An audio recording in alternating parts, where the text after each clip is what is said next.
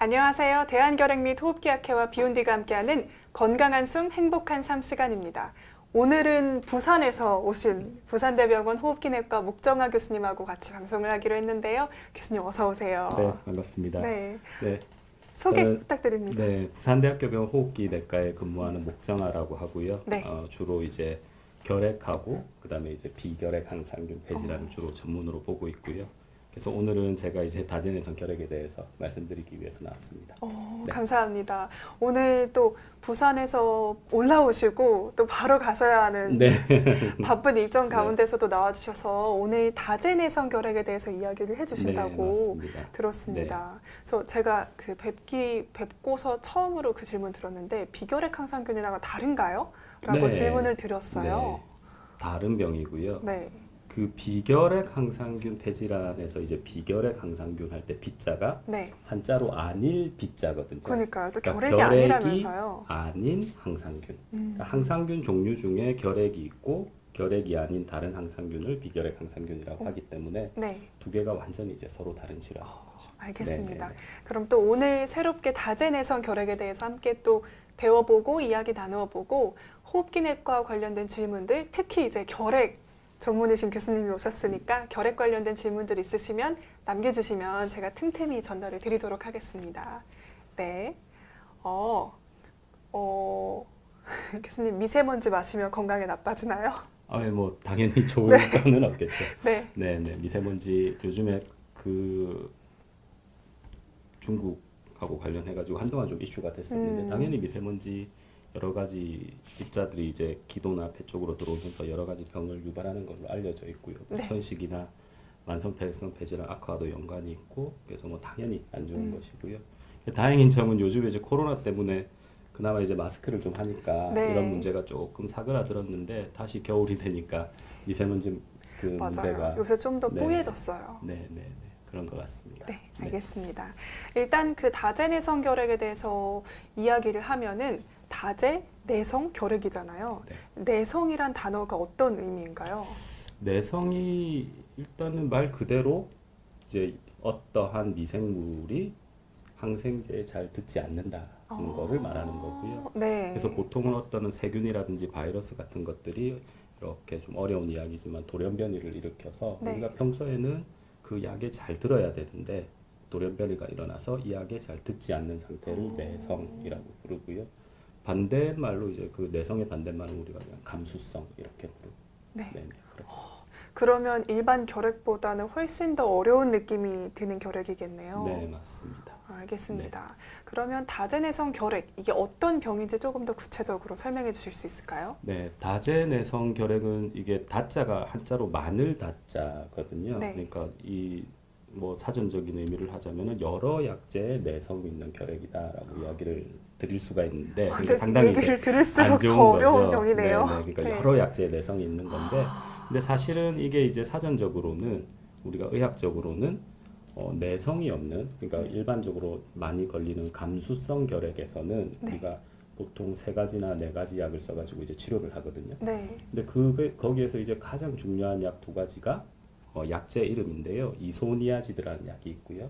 리판핀이라는 약이 있습니다. 그래서 이 가장 강력한 이 2가지 약제에 동시에 내성이 있으면 그것을 이제 다제내성 결핵이라고 우리가 이야기를 하고 있고요. 네. 근데 그 중에서도 특히 이제 중요한 약제가 리판핀이라고 하는 약인데 네. 그래서 리판핀에만 내성이 있는 결핵을 이제 리판핀 단독 내성 결핵이라고 하는데 뭐 그 리판핀 내성 결핵이든지 다제내성 결핵이든지 이렇게 비슷한 범주로 우리가 보통 통칭해서 부르고 있습니다. 알겠습니다. 근데 그 이름을 들을수록 더 어렵게 느껴지는 결핵인데 교수님 그러면 그 감염 경로라고 할까요? 어떻게 걸리게 되는지. 사실은 이제 뭐 결핵이라고 하는 거는 호흡기 전염성 질환이니까 뭐 내 주변에 결핵 환자가 있으면 이렇게 감염이 돼서 이제 면역이 떨어질 때 이제 걸리게 되는 것이고요.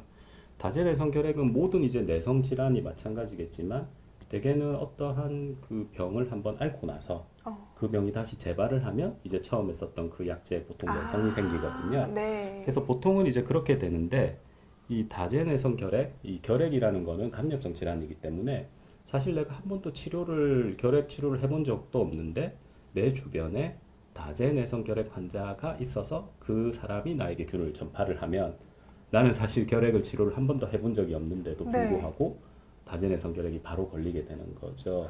그러면 복불복이네요. 네, 복불복인데 그래서 이게 실제로 보면 아. 상당히 좀 가슴 아픈 일이긴 한데 그러네요. 실제 우리나라 데이터를 보면 결핵 환자가 약 뭐 다재내성 결핵 환자가 100명 정도가 있다고 100명이요? 치면 네. 예를 예를요? 들어 네네. 100명이면 한 절반 정도는 이제 예전에 결핵 치료를 했다가 네. 재발을 하면서 다재내성 결핵이 된 케이스고 나머지 한 절반 정도는 실제로 내가 결핵 치료를 한 번도 한 적이 없는데 이제 다른 사람에게 전파가 되어서 생기는 그런 경우가 되죠. 네. 근데 들으면 이제 일단 치료가 안 되는 것처럼 들리니까 네. 위험하게 들리는데 어떤 경우에 그러면 좀 위험한 질환일까요? 그 일단은 제가 이제 쭉 뒤에서 다시 이제 말씀을 드리겠지만 네. 다재내성 결핵은 예전에는 상당히 쓸 만한 약제도 많이 없고 치료 성적이 많이 안 좋아서 사실 뭐 다재내성 결핵 걸리면은 뭐 상당히 뭐 안 좋다, 예후가 예후가 좋지 안 좋다, 않다. 뭐 이런 네. 이야기도 많이 하고 상당히 좀 그랬었는데 요즘에는 이제 여러 가지 이제 좋은 약들이 많이 개발이 되면서 사실 뭐 다재내성 결핵 치료를 잘 받으시면 사실 예전만큼 그렇게 힘든 안 좋은 결과를 일으키는 경우는 그렇게 많지는 않습니다. 네, 알겠습니다. 그럼 우리나라의 다재내성 결핵 환자가 어느 정도 될까요? 일단 100명은 아니라고 네네 말씀해 맞습니다. 주셨고요. 그 더 많나요? 슬라이드를 네네 좀 이렇게 보여주시면 보면 될까요? 네. 보시는 게 이제 그 우리나라 다재내성 결핵이 한 해에 얼마나 신고가 되는지 보여주는 이제 그래프가 되겠고요. 네. 보시는 것처럼 2012년도에 이렇게 다재내성 결핵이 가장 많았었고 사실 이게 이제 결국 다재내성 결핵이라고 하는 것도 그 전체 결핵 환자 수와 따라가기 때문에 네. 이 우리나라가 2012년도부터 강력하게 국가 정책으로 결핵을 퇴치하기 위한 운동을 열심히 했습니다. 그래서 결핵 환자가 줄어들면서 다재내성 결핵 환자도 이렇게 많이 감소를 해서요. 그래서 작년에는 한 해 약 370명 정도의 다재내성 결핵 환자가 네. 새롭게 신고가 되었죠. 이제 전염병이기 때문에. 근데 실제로는 이제 다재내성 결핵이 있다 하더라도 신고가 누락되는 경우도 일부 있을 것이고 또 이제 다재내성 결핵을 확인하기 위한 여러 가지 검사를 하지 않아서 누락이 되는 경우도 많기 때문에 실제로는 이 환자보다는 훨씬 더 많을 걸로 예상을 하고 있습니다. 네. 그래도 10년 만에 3분의 1 정도로 줄어든 거니까 국가에서도 그렇고 이제 네. 교수님들께서도 많은 노력을 해주신 거네요. 네. 그래도 아직까지 그 결핵의 이제 발생률, 신고율 같은 경우는 우리나라가 소위 잘 산다고 하는 OECD 국가 중에서는 네. 아직도 부동의 1위를 그래요? 차지하고 있습니다. 그거는 네. 왜 그런 거예요? 사실 우리나라가 뭐 제 개인적인 의견입니다만 보통은 이제 결핵의 발병률이라고 하는 것이 유병률이라고 하는 것이 경제 소득이 올라가면서 이제 떨어지기 마련인데 네. 제 개인적인 생각은 우리나라가 이제 70년대 이후로 좀 급속하게 경제 성장을 이루면서 아직 결핵의 유병률은 좀 떨어지려면 시간이 좀 더 걸리지 않겠나라는 것도 있고요. 그다음에 네. 이제 뭐 우리나라 한국 전쟁이라든지 이런 거를 통해서 인구가 밀집되고 하면서 이런 것들을 우리나라 결핵 그 유병률 높은 거의 한 원인으로 이야기를 하는 경우도 있습니다. 알겠습니다. 네. 근데 371명 정도면은 그래도 굉장히 유병률이 낮은 거잖아요. 네. 그런데 한번 또 결핵에 걸리면은 안 되니까. 근데 결국은 이 300명에서 더 떨어져야 되는 게 네. 이렇게 치료가 좀 힘들고 예후가 그렇게 썩 좋지 않은 병이 결국 전염성 질환이기 때문에 네. 이 환자를 그대로 놔두게 되면 뭐 2배, 점점, 3배, 4배 되는 거는 시간 문제가 되니까 계속 관심을 기울여야 되겠습니다. 네, 알겠습니다. 이제 좀 진단과 증상에 대해서 이야기를 좀 나누어 보겠는데요. 일단 결핵은 호흡기 질환이니까 폐에만 생기지 않을까 이런 생각이 좀 들거든요. 네. 다재내성 결핵도 폐에만 생기는 건가요? 아니 꼭 그렇지는 않습니다. 우리가 결핵이 이제 소위 예전에 제가 학생 때 배울 때는 머리카락과 손발톱을 빼고는 다 머리카락과 손발톱을 손발톱을 빼고는 빼고요? 다 침범할 수 있다. 아, 그래요? 라고 뭐 이야기를 제가 들었는데 네. 그래서 일단은 결핵은 온 몸을 다 침범을 하는 그런 전신 질환이고요. 네. 하지만 제일 흔한 것이 이제 폐기 때문에 폐에 생기는 결핵을 폐결핵, 폐 이외의 장기에 생기는 결핵을 네. 이제 폐외 결핵이라고 하는데요. 네. 그래서 폐결핵이 보통은 한 90% 정도를 차지하고 폐 이외의 장기를 침범하는 폐외 결핵이 한 10% 정도를 차지하고요. 다재내성 결핵이라고 크게 다르지는 않아서 마찬가지로 다재내성 결핵도 한 10% 정도는 폐가 아닌 장기에 생길 수가 있고 네. 대표적인 것들이 뭐 이렇게 목의 임파선, 목을 만져지는 임파선이라든지 뼈나 관절이라든지 아니면 늑막 이런 데 잘 생깁니다. 근데 한 네. 가지 궁금한 게 폐외결핵이라고 해서 폐에는 아예 증상이 없는 경우는 거의 없나요? 그렇지는 않고요. 제가 네. 10%라고 말씀드린 거는 폐는 완전히 깨끗하고 폐는 완전히 깨끗한데 폐외만 있는 게 10% 정도고요. 네. 근데 그 나머지 이제 90%의 폐결핵 중에서 또 한 1-20% 정도는 폐결핵하고 폐결핵이 함께 있는 그런 경우입니다. 네.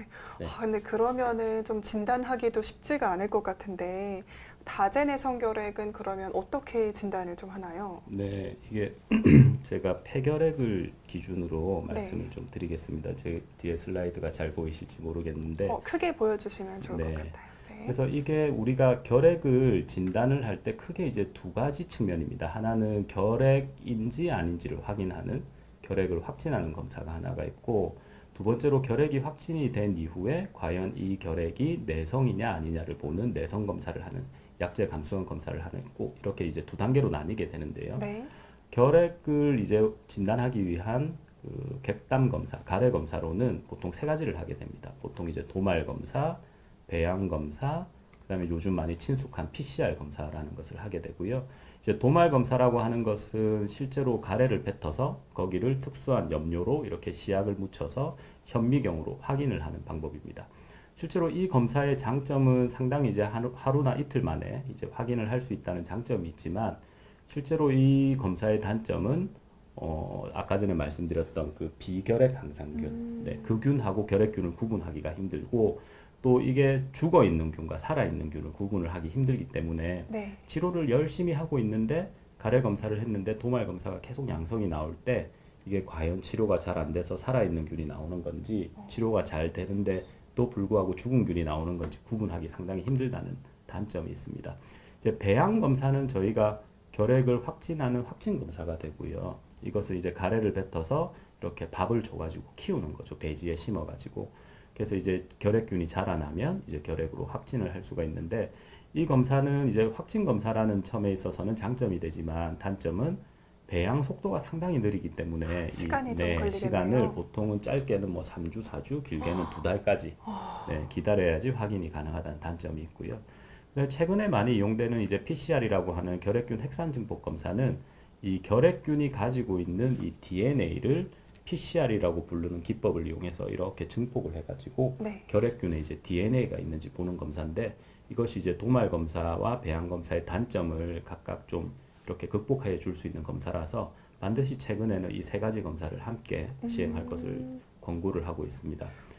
그러면은 네. 어차피 진단은 한 3개월 이후 배양 어, 검사 결과가 나온 후에야 받을 수 있겠네요. 아니요, 그렇지는 않고요. 이 네. PCR 검사는 보통은 저희가 일반적인 병원에서 하는 PCR 검사는 일주일 정도 걸리고 그다음에 신속 여기 있는 이 검사가 이제 엑스펄트라고 부르는 자동화된 PCR 장비인데요. 이런 검사를 통해서 PCR을 확인을 하면 하루 만에도 바로 진단이 가능합니다. 그럼 굳이 네. 배양 검사는 안 해도 되지 않아요? 근데 이제 배양 검사를 해야 되는 이유는 네.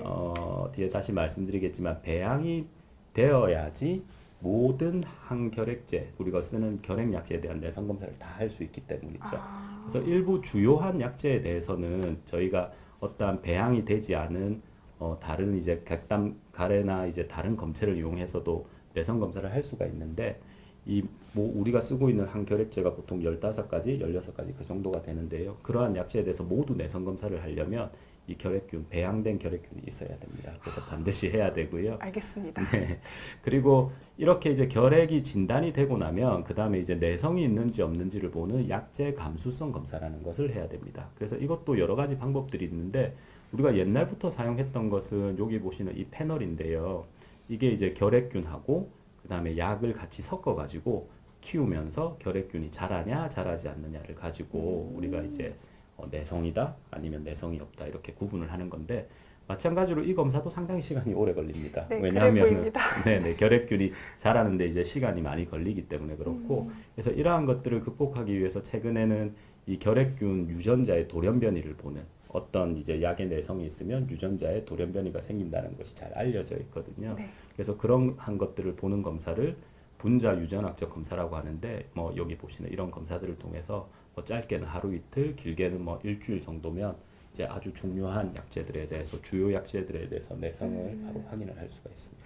교수님, 그럼 네. 결핵이 의심된다 하면은 네. 지금 보여주신 검사들을 다 해야 되는 거네요. 네, 필수적으로 하셔야 되고, 네. 근데 이제 문제가 되는 것은 이제 가래를 아무리 잘 뱉어도 네. 이게 이제 결핵이 병이 그렇게 심하지 않으면 결핵이 실제로 이제 있음에도 불구하고 폐결핵이 있음에도 불구하고 뱉어도 이제 균이 이런 아무런 이런 검사들을 통해서도 진단이 안 될 수도 있는 거죠.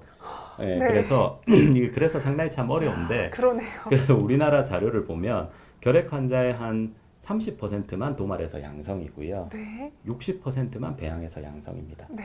그래서 이런 균이 양성이면 당연히 결핵이 맞는 거지만 균이 음성이라고 해서 결핵이 아니다 이렇게 이야기는 할 수가 없고요. 네. 그런 경우에는 우리가 뭐 CT나 엑스레이 사진, 환자의 증상 이런 거를 염두해서 균이 실제로는 음성이지만 결핵으로 추정을 하고 치료에 들어가기도 합니다. 또 반대로 이제 치료를 해서 좋아지면 또 결핵을 의심할 수도 있고 그렇습니다. 알겠습니다. 네, 네. 그 다음으로 준비된 질문이 사실 그 내성이 없는 일반 결핵과 이 다제내성 결핵의 증상이나 혹시 엑스레이 촬영 같은 걸로 구분할 수 있을지를 여쭤보는 질문인데 네. 지금 교수님 설명을 들으니까 왠지 안 될 것 같아요. 네.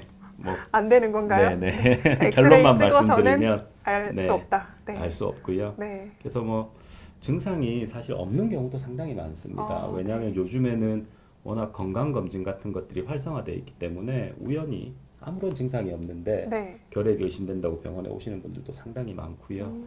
그래서 무증상부터 이제 증상이 나타나면 뭐 기침, 가래, 뭐 야간에 발한이 생긴다든지 네. 체중이 빠진다든지 더 심해지면 이제 객혈을 한다든지 가래에서 피가 나는 뭐 그런 증상이 나타나고 엑스레이 같은 것도 CT나 이런 걸 찍어보면 처음에는 그냥 조그만 이렇게 결절, 조그만 점처럼 이렇게 보이다가 네. 그것이 점점 더 심해지면 구멍이 나는 공동이 생기고 뭐 그렇게 되는 건데 네. 실제로 이러한 것들을 좀 구분하기 위한 연구들이 많이 좀 진행이 됐었는데 실제로는 저희가 크게 딱 이렇게 떨어질 만하게 도움이 될 만한 이런 구분을 할 점은 없고요. 네.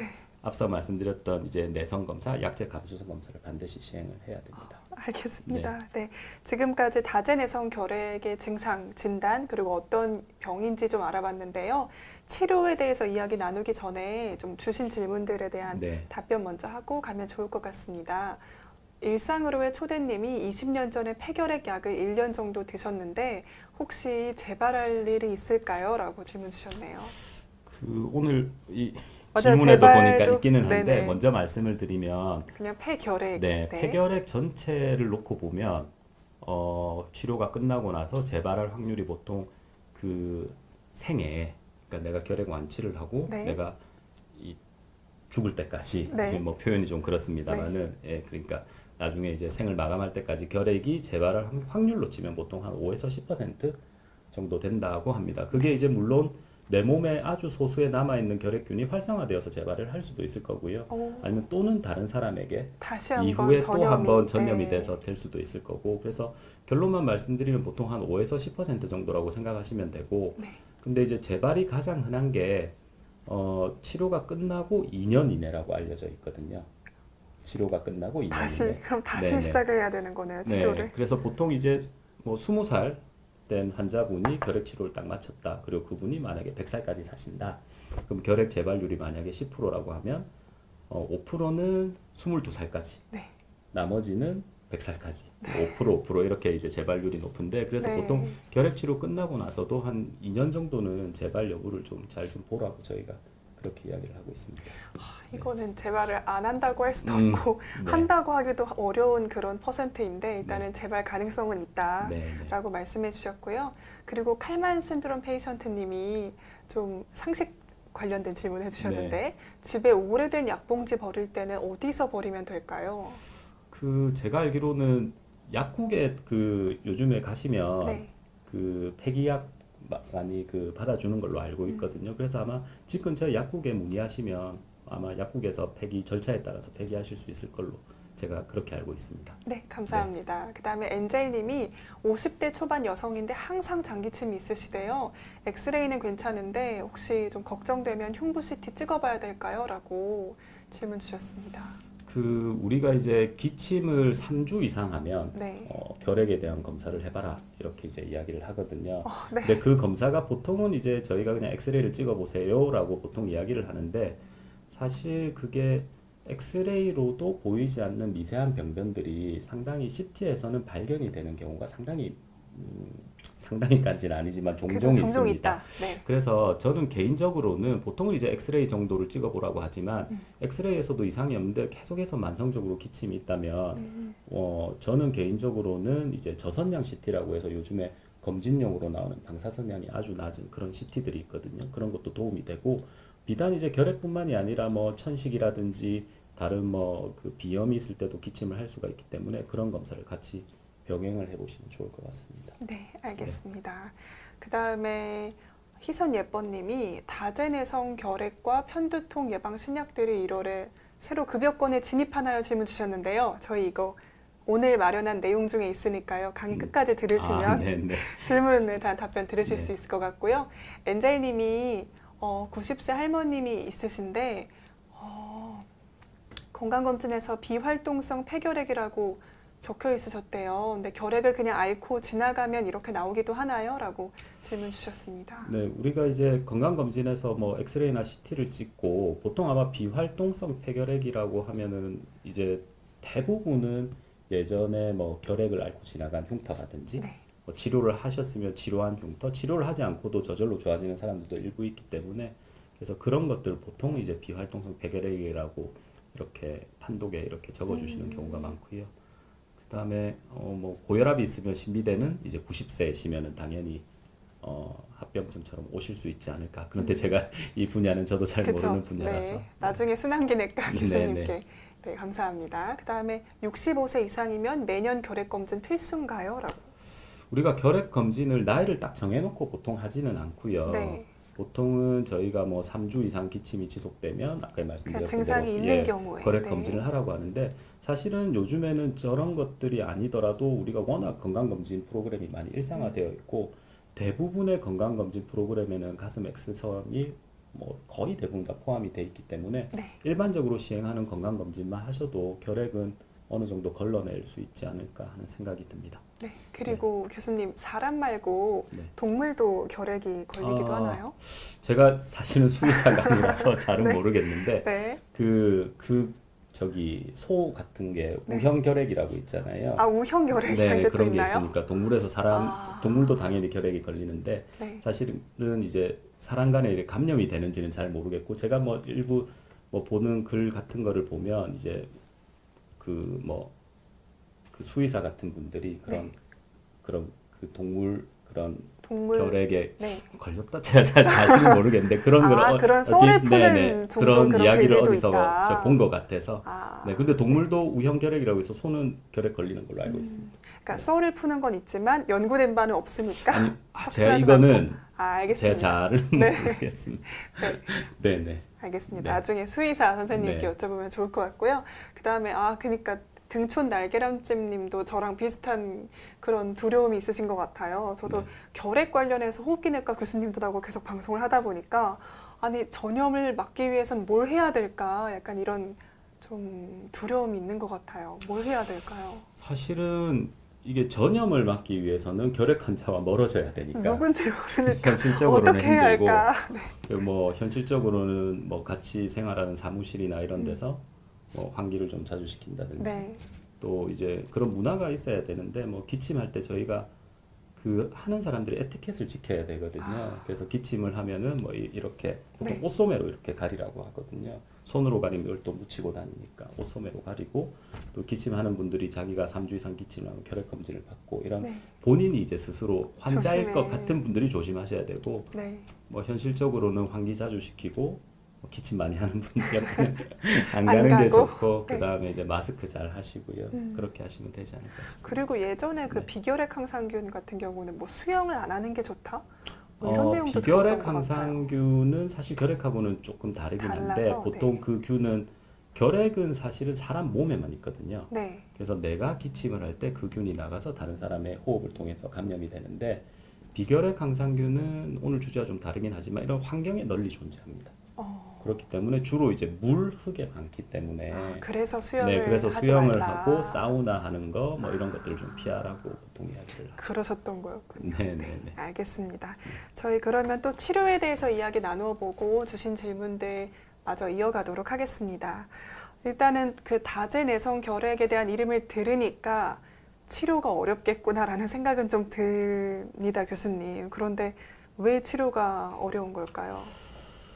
다제내성 결핵 치료가 힘든 이유는 뭐 여러 가지가 있지만 네. 크게 이제 한 두 가지 정도로 생각을 해볼 수가 있는데 네. 이제 첫 번째는 우리가 이제 일반 내성이 없는 감수성 결핵을 치료할 때는 아까 전에 말씀드렸던 이소니아지드와 리판핀이라는 강력한 약이 있습니다. 네. 그래서 그런 약제를 쓰게 되면 보통 결핵 치료를 뭐 6개월 이렇게 끝을 낼 수가 있지만 다제내성 결핵은 그 약제들의 내성이 있고 하니까 이제 강력한 약을 쓸 수가 없는 거죠. 이미 내성이 네, 있으니까요. 내성이 있어서 내성 있는 약을 쓰지 못하니까 이제 다른 약들을 써야 되는데 그러한 약제들을 우리가 2차 약제라고 하거든요. 네. 2차 약제. 그래서 2차 약제는 사실은 1차 약제에 비해서 효과가 떨어지기 때문에 치료를 훨씬 더 오래 해야 됩니다. 균을 다 죽이려면. 그래서 보통은 뭐 1년 반 이상 치료를 해야 되고 네. 그래서 치료 기간이 긴 게 하나의 문제고 네. 두 번째는 또 2차 약제들은 상당히 부작용이 많습니다. 1차 약제에 비해서.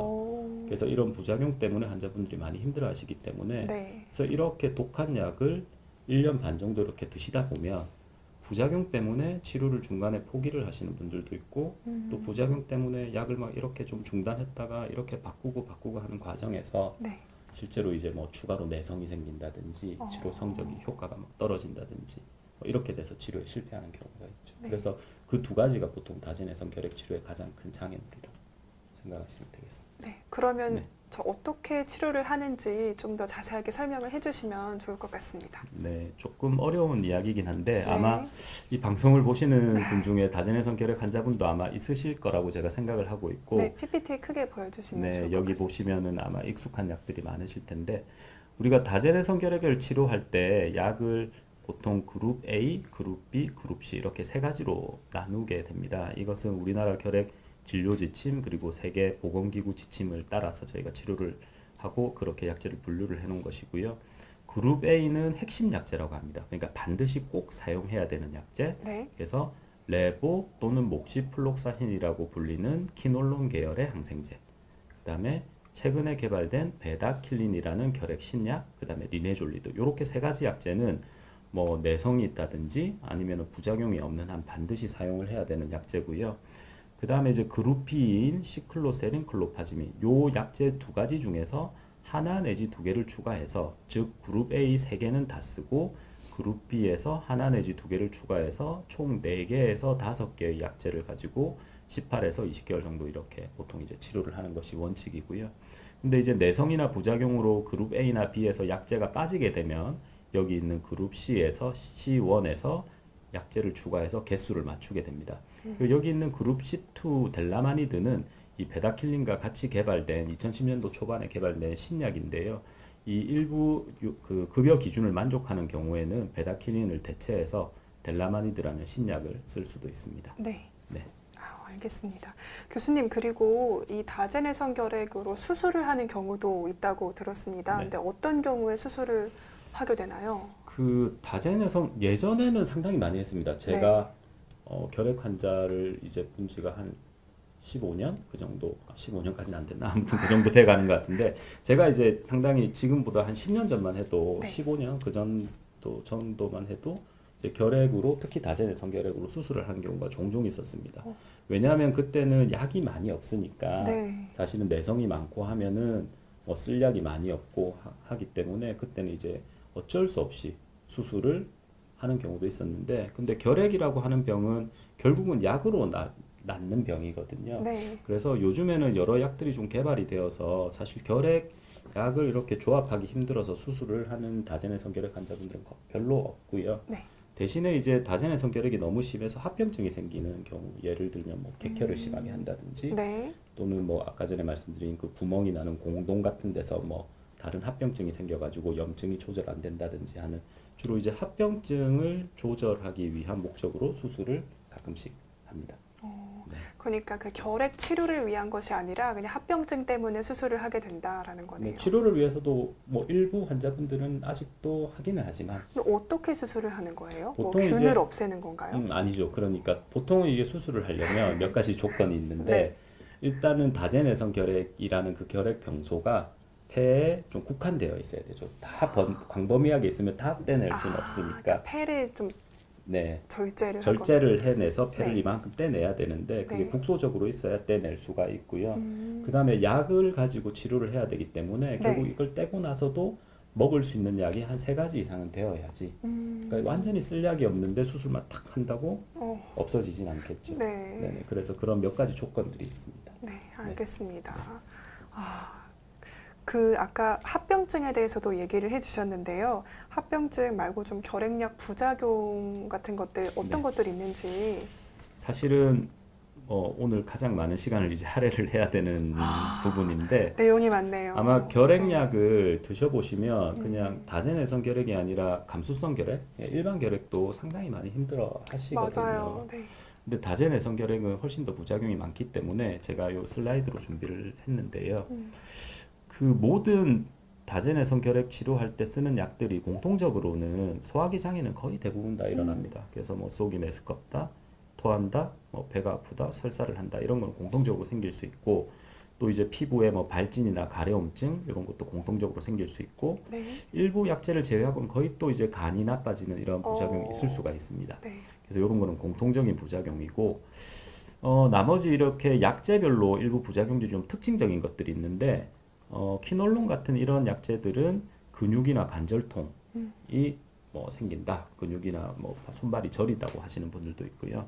그다음에 새로 개발된 신약인 베다킬린하고 델라마니드라고 하는 약은 심전도 이상 여기 보면 심전도 이상이라고 적어놨는데 이게 이제 그 좀 어려운 용어긴 한데 이제 심전도가 이제 심장의 전기 흐름을 말하는 거잖아요. 거기서 어떤 수치가 뭐 연장이 되어서 부정맥이 일어날 수 있는 위험성이 아주 드물지만 있다라는 것이고 그다음에 리네졸리드 같은 경우는 상당히 부작용이 많은 약인데 이게 신경에 염증을 일으켜서 뭐 손발이 저리다든지 그다음에 뭐 시력이 떨어진다든지 그런 부작용이 있을 수 있고요.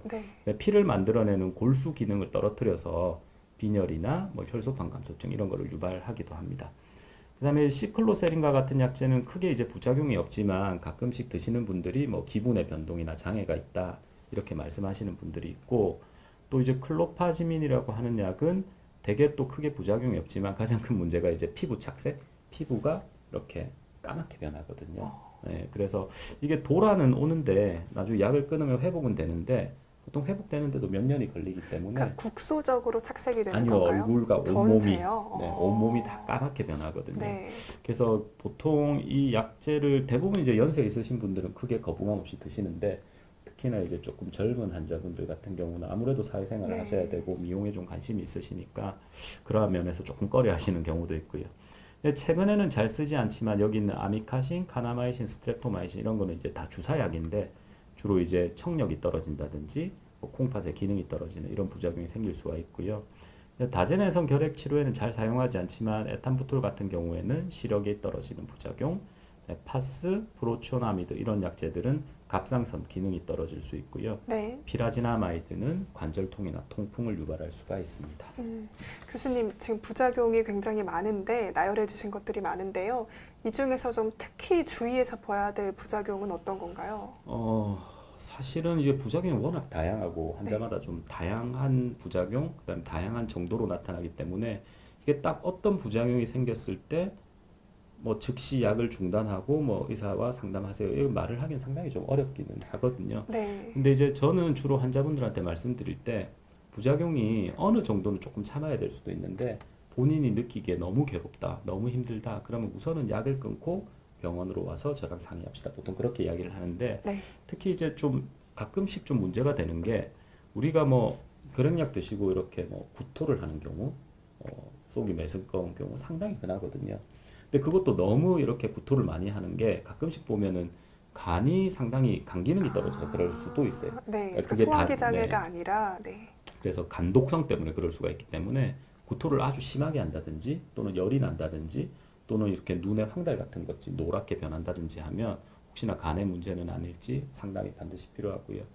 설사 같은 경우도 워낙 다양한 뭐 부작용이 워낙 흔한 부작용이긴 한데 가끔씩 이렇게 좀 보면 약간 좀 치명적인 그런 장염이 생기는 경우가 있습니다. 그런 경우는 열이 나고 복통이 아주 심하게 동반되고 하는 그런 전신 증상이 있기 때문에 단순 설사가 아니라 그런 증상이 동반되어 있을 때는 상담이 필요하고요. 마지막으로 피부 부작용도 대개는 그냥 아주 일시적이거나 경미한 부작용, 뭐 그냥 발진이 좀 생기고 가려운 건데 이것도 보면은 좀 심각한 알레르기 질환의 전조 증상일 수가 있거든요. 그래서 뭐 좀 어려운 이야기이긴 한데 뭐 스티븐 존슨 증후군 같은 이런 병들이 결핵약 먹으면서 가끔씩 생기기도 하기 때문에 네. 그런 것들도 보통 전신 증상이 나타나기 때문에 발진과 함께 막 열이 난다든지 뭐 그렇게 되면은 이거는 단순 발진이 아닐 수 있기 때문에 이렇게 상담이 필요한 그런 부작용입니다. 그러니까 환자 입장에서는 이런 부작용이 있다는 걸 알고 있지만 내가 좀 참기 어렵고 너무 심하다 하면은 약을 끊고 주치의와 상담을 하는 게 필요하다라는 네. 거네요. 네. 그리고 이게 부작용이 사실은 이제 상당히 많이 나타나거든요. 네. 거의 대부분 환자분들이 부작용을 호소하시고 근데 사실 요즘에 병원에 전화를 해서 주치의와 어떻게 연결되기가 상당히 좀 어려운 측면이 있는데 대부분 이제 다제내성 결핵을 보는 병원들은 대개는 어느 정도 규모 이상의 대형 병원인 경우가 많고요. 그런 병원은 요즘에는 이제 그 결핵 관리 간호사라든지 네. 또 다제내성 결핵을 관리해주는 전담 간호사가 따로 있는 병원이 많습니다. 그래서 네. 보통 처음에 이렇게 진단을 받으면 그런 연락처를 주시거든요. 그럼 그쪽에 먼저 담당하는 전문 간호사와 먼저 상의를 하셔서 저희가 이렇게 또 연결이 될 수도 있고 그렇습니다. 알겠습니다. 네, 지금까지 이제 다제내성 결핵약의 부작용에 대해서 이야기를 해주셨는데요. 일단은 좀 어려운 병에 걸리면 주위 사람들이 걱정되니까 보약도 같이 좀 먹으라고 하고 건강기능식품도 좀 많이 선물도 해주실 것 같아요. 근데 그런 약들은 같이 먹어도 괜찮을까요? 그 요즘에는 많이 안 물어보시는데 얼마 전까지만 해도 네, 결핵 걸렸을 때 개소주 먹으면 좋냐고 물어보시는 분들이 상당히 많거든요. 개소주를 네, 먹으면 개소주 그 연배가 좀 있으신 분들은 이 말이 좀 익숙하실 텐데 네, 네. 한 10년 전만 해도 그랬습니다. 네. 개소주를 먹으면 도움이 되느냐 뭐 그런 이야기를 많이 하셨는데 네. 결론적으로만 말씀드리면 보약이나 건강식품은 드시지 말라고 합니다. 왜냐하면 이런 약재들의 효과가 없다기보다는 있는 점지는 제가 모릅니다만 이 치료에 방해가 되거든요. 치료에 방해가 되는 정도예요? 방해가 된다는 게 그 이제 그 우리가 결핵약을 먹다 보면 여러 가지 부작용들이 생기고 네. 특히 뭐 간 수치가 올라간다든지 뭐 이런 일이 비일비재한데 뭐 모든 약이 그렇지만 보약이나 건강식품 먹어도 그런 부작용이 생길 수가 있거든요. 그 예를 들어서 헷갈릴 수 있는 거네요. 간 네. 수치가 올라갔을 때 네네. 이게 결핵약 때문인지 보약 때문인지 구분이 안 되는 경우가 상당히 많죠. 그러면 또 약을 일시적으로 중단을 해야 되고 결핵 치료가 그만큼 연기가 되고 해야 되니까 치료에 혼선을 일으키는 거죠. 그래서 뭐 이런 약들이 효과가 없다기보다는 네. 치료에 혼선을 일으키기 때문에 저희는 가급적이 아니죠. 그냥 복용하지 마시라고 복용하지. 저희가 말씀을 드립니다. 네, 알겠습니다. 그러니까 일단은 이 보약이나 건강기능식품은 좀 몸이 약해져 있으니까 좀 이렇게 힘 주려고 기력을 넣으려고 드시잖아요. 근데 그냥 일단 삼시세끼 잘 드시고 약 복용하면서 치료를 하는 게 우선이다라고 이해를 하면 되겠네요. 네, 알겠습니다.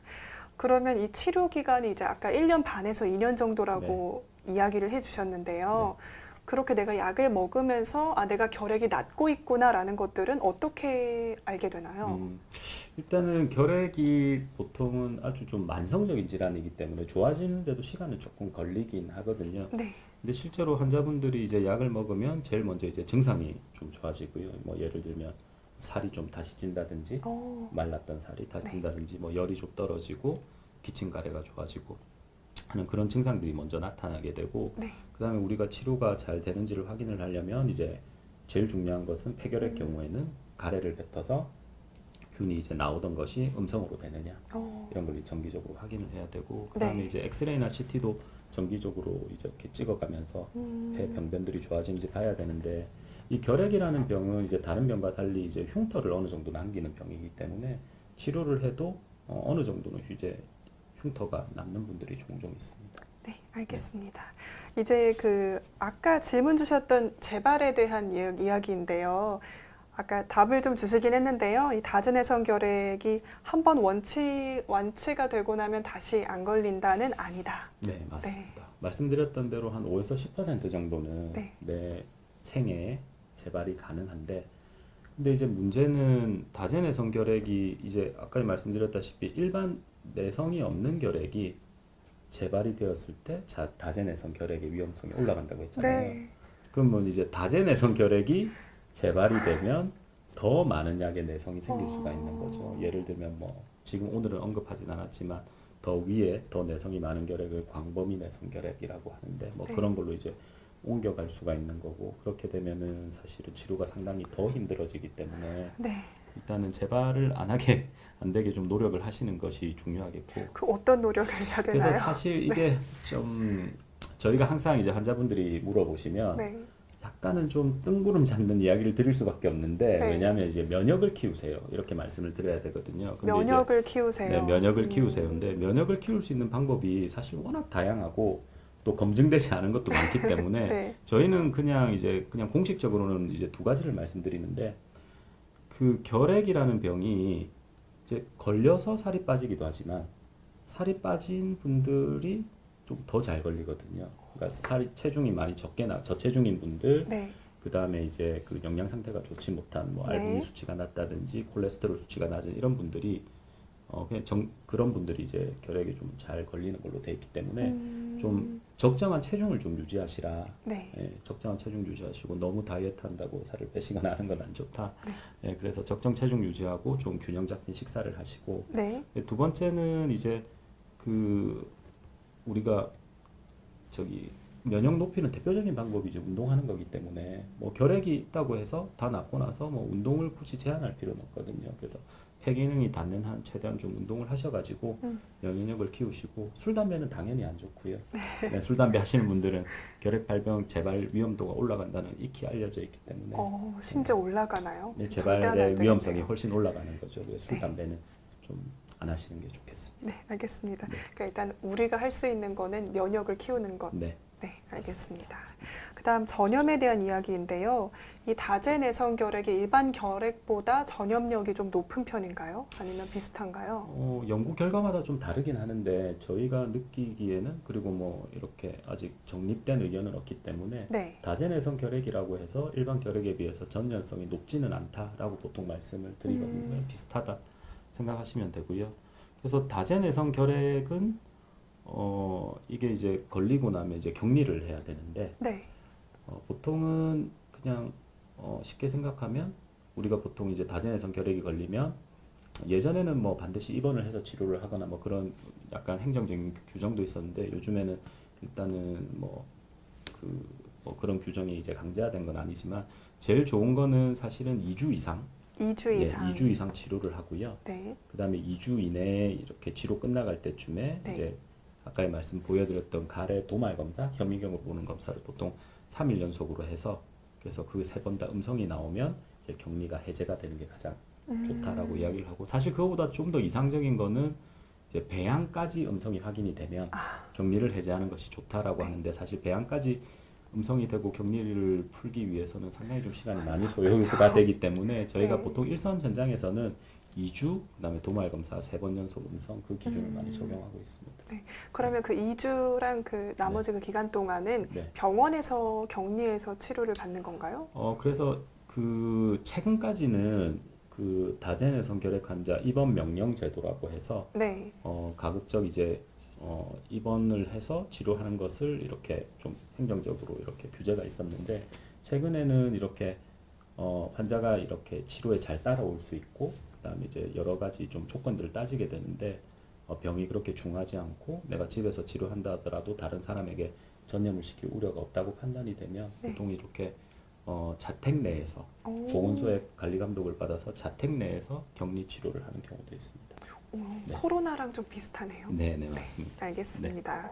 근데 그 집이나 직장에서 이 다제내성 결핵 환자들하고 접촉한 경우도 있을 거 아니에요? 네. 그런 경우는 어떤 조치를 받게 되나요? 우리가 결핵 환자와 접촉을 하면 결핵 접촉자 검진이라는 걸 해야 되거든요. 보통 가족이나 같이 생활하시는 직장 동료분들을 대상으로 하게 되는데, 보통 두 가지를 합니다. 처음에는 엑스레이를 찍어서 네.